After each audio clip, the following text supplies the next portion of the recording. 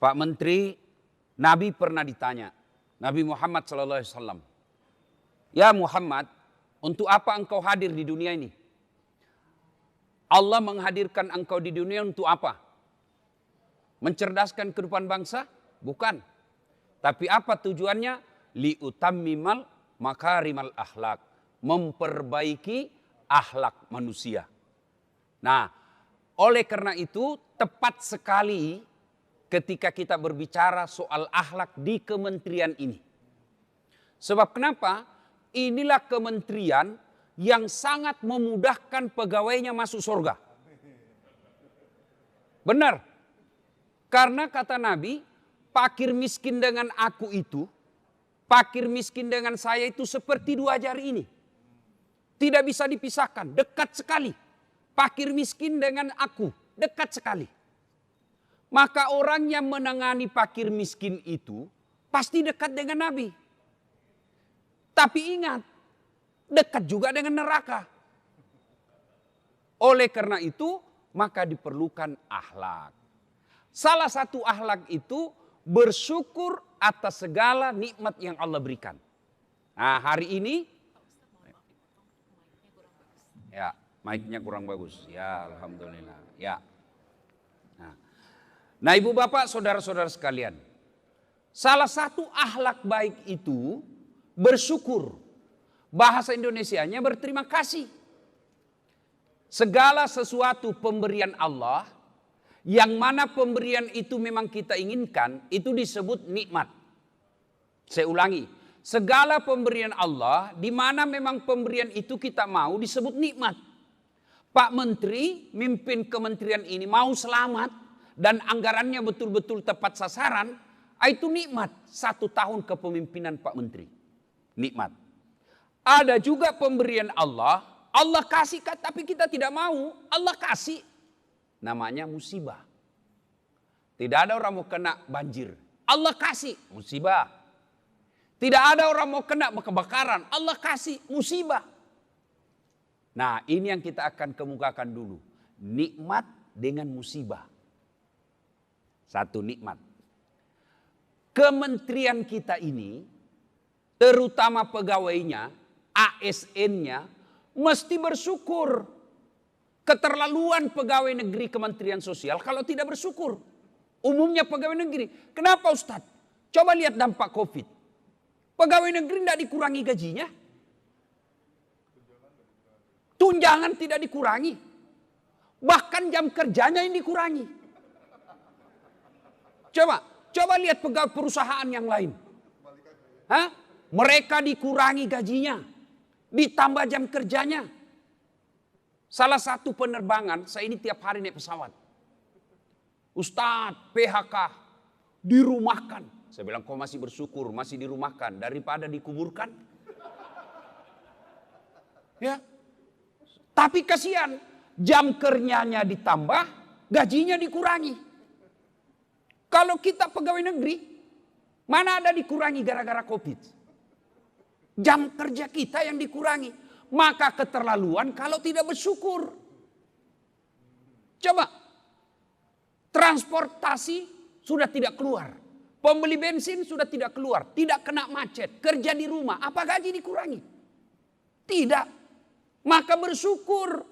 Gimana cara bersyukurnya? Kalau kita orang Islam, yang pertama bersyukurnya dengan mengucapkan hamdalah. Alhamdulillahi Rabbil Alamin. Yang kedua cara bersyukurnya tidak cukup dengan kalimat hamdalah. Perbaiki kerjamu bos. Sudah Pak Menteri kita ini alhamdulillah. Saya dengar-dengar cerita kuat bekerja. Masih muda. Dan kuat bekerja. Alhamdulillah. Ya? Soal proyek beliau tidak urusin. Yang penting kerja yang baik. Nah, cara bersyukurnya kerja yang baik. Alhamdulillah, kesyukuran kita lagi, Bapak ini gampang masuk surga. Kok bisa gampang masuk surga? Bapak ngurusi fakir miskin. Tapi ingat, nah, Pak Menteri, saya selalu bilang begini sama pejabat, sama Kapolri, sama Menteri, sama Gubernur. Keliru pejabat kalau tidak memudahkan jabatannya masuk surga. Kok bisa Ustaz? Contoh, anggaplah kami ini ulama masuk surga, ngantri Pak. Kenapa ngantri Ustaz? Berapa ulama di Indonesia? Kalaupun dipanggil kan ngantri.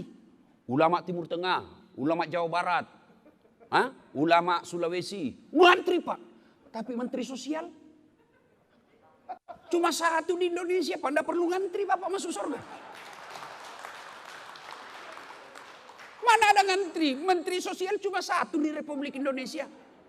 Gampang masuk surga Pak. Tapi ingat, ketika keliru, gampang juga dia didapat. Mana kiai? Kiai mana Pak Tuhan? Cari itu kiai dari Timur Tengah. Dari Timur Tengah berapa? Dari Jawa Timur berapa? Dicari susah. Tapi begitu dibilang, mana Menteri Sosial Republik Indonesia? Itu Pak Ari Batubara. Tapi apakah Allah melarang kita jadi pejabat? Tidak. Pak Menteri, saya selalu bilang begini. Bapak pejabat lebih baik paksa anak buahnya masuk surga daripada mereka sukarela masuk neraka. Kalau Pak Menteri punya jabatan, punya kekuatan, Bapak bisa perintah satu kementerian. Kalau saya cuma katakan, ayo mari bersedekah, mari bantu fakir miskin. Pulang dari khotbah, dia berhenti. Dia lupa lagi itu ajaran agama. Tapi kalau Bapak langsung eksekusi, tolong situ. Ada panti asuhan, bantu di situ. Jadi Pak, jadi. Kenapa? Bapak punya kekuasaan. Tolong di situ. Perbaiki, renovasi itu rumah fakir miskin di situ. Bapak, jadi.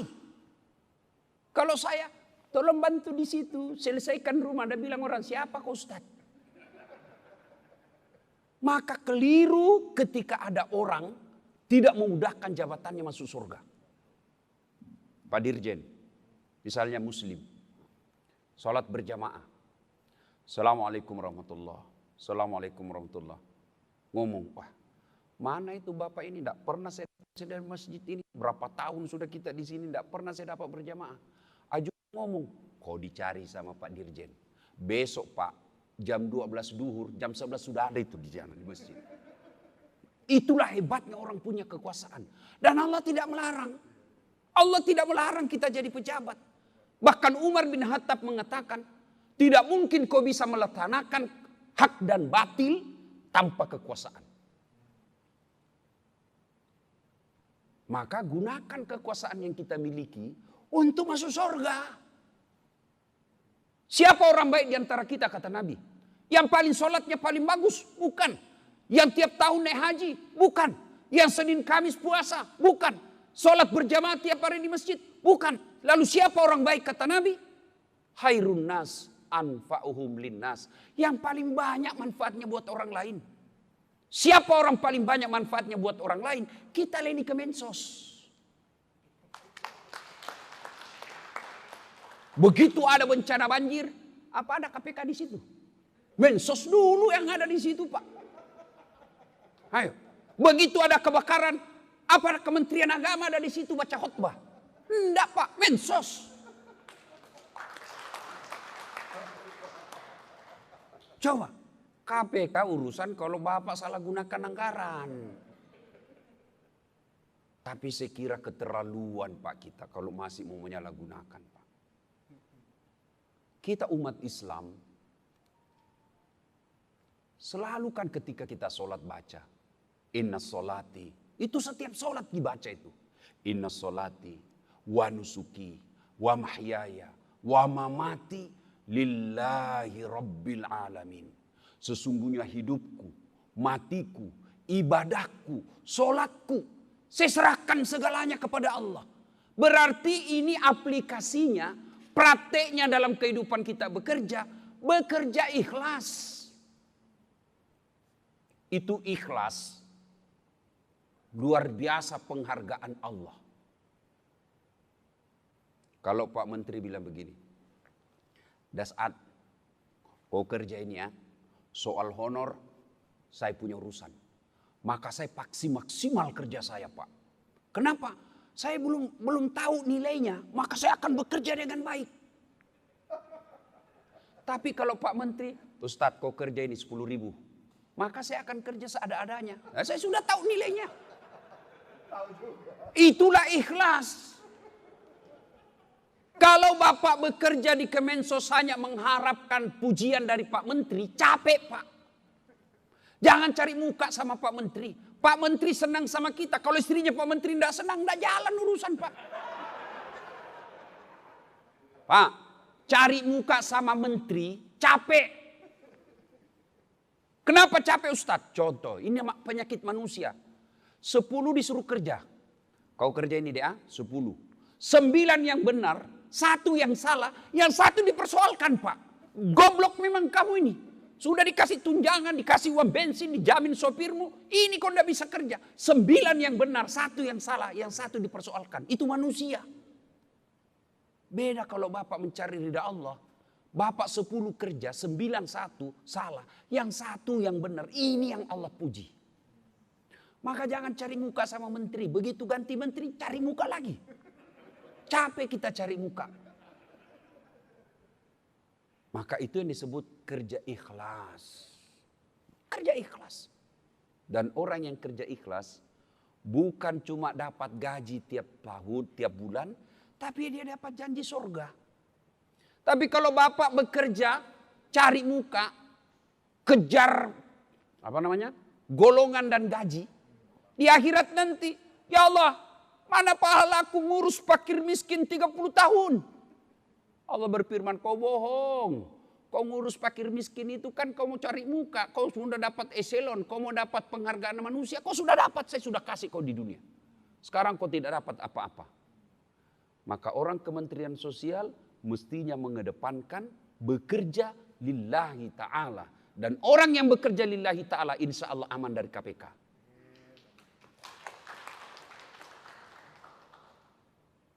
Itu. Tapi ingat, orang di Kemensos juga ini Allah ancam ayat. Tidak tanggung-tanggung ancamannya Pak. Dan Bapak orang Islam pasti hafal semua ini ayat. Ara'aital ladzi yukatsibu biddin. Allah bertanya, tahu enggak kamu pendusta agama? Apa artinya? Hajinya dusta, salatnya dusta, puasanya dusta, bahkan syahadatnya pun dusta kata Allah. Keislamannya Islam dusta. Siapa mereka? Mereka kata Al-Quran tadi, mereka yang menghardik anak yatim piatu dan membiarkan fakir miskin terlantar. Itu tanggung jawab Bapak semua. Hati-hati. Dan kalau ngambil haknya fakir miskin, susah tobatnya Pak. Susah tobatnya. Kalau saya dosa sama Pak Menteri, gampang saya Pak. Apalagi kalau dosa kepada Allah, gampang sekali tobatnya. Kenapa? Dosa kepada Allah gampang tobatnya. 1, nyesal. 2, akui. Jangan lagi, ini. Tidak, akui kau salah. Yang ketiga, jangan ulang. Yang keempat, ganti kebaikan. Kata Allah, semua dosamu saya ampuni. Kecuali kau mengaku Tuhan, saya tidak ampuni kau. Tapi dosa kepada sesama manusia, syaratnya menjadi setelah 4 tambah lagi. Menyesal, mengakui, tidak mengulang, ganti kebaikan. Yang kelima, minta maaf sama yang bersangkutan. Dan yang keenam, kalau berkaitan barang, kembalikan barang negara yang pernah kau ambil. Jadi kalau saya dosa sama Pak Menteri, 1 saya akui, 2 saya menyesal, 3 tidak mengulang, 4 saya ganti menjadi lebih baik saya akhlak saya kepada Pak Menteri. Yang kelima syaratnya saya minta maaf, Pak Menteri maafkan saya, kenapa ada dulu sendalnya Pak Menteri hilang, saya ngambil itu Pak Menteri, maafkan saya. Itu syarat itu harus. Sudah itu lalu saya katakan lagi, Pak Menteri bilang, oke saya maafkan kau udah saat, tapi kembali dulu sendalku. Itu tidak boleh kalau tidak disebut. Maka bapak-bapak yang pernah berdosa kepada istri syaratnya harus sebut itu Pak. Ibu maafkan saya Bu. Ya apa judulnya ini Pak, tiba-tiba kau minta maaf. Nggak usah lah nanti mau ngamuk lagi. Maafkan saya Bu. Apa sebabnya? Tapi jangan kau marah Ibu ya. Nggak apa. Maafkan saya Bu. Dulu waktu saya tugas ke Sulawesi saya ada perempuan mirip betul sama kamu Bu. Maafkan saya hilap Ibu, saya hilap. Kata istrinya, begitulah manusia biasa Pak. Kadangkala kita hilap. Saya maafkan karena waktu itu saya juga selingkuh.